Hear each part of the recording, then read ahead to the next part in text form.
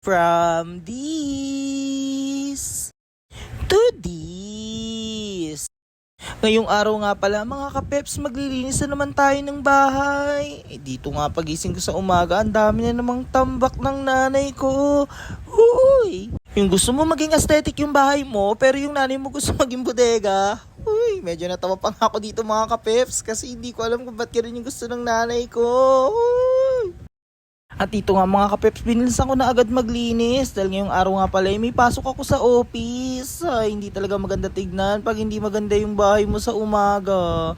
Ay nako, wala naman akong choice kundi maglinis dahil ayoko talaga ng madumi sa bahay. Huy! At dito nga mga peps, pagkatapos kong walisan, nagmap na rin ako. Ang gamit ko nga pala dito ay yung floor cleaner na Shine Pro. Maganda kasi to peps, nakakakintab ng tiles. Kaya kung ako sa inyo, bilhin nyo rin to. Huy! At after ko nga magmap dito sa sala, inalis ko na rin tong sopa para mamap yung ilalim. Huy! At dito nga magpa-from this to this na naman tayo.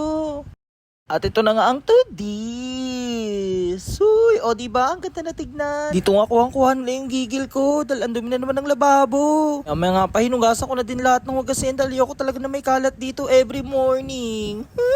At maya pa, inalis ko na nga rin dito yung mga nakatambak na bote at mga suka. Ang pangit tignan. At nung natapos ko na nga siya guys, ito na yung naging resulta.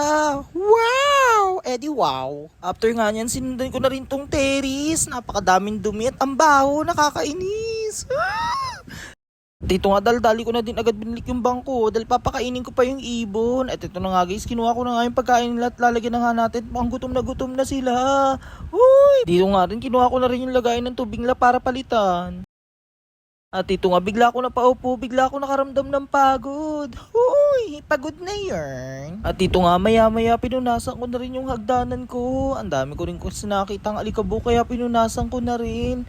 O diba guys, ang ganda ng hagdan ko, ang lakas maka-aesthetic. Tas gusto lang ng nanay ko gawing bodega.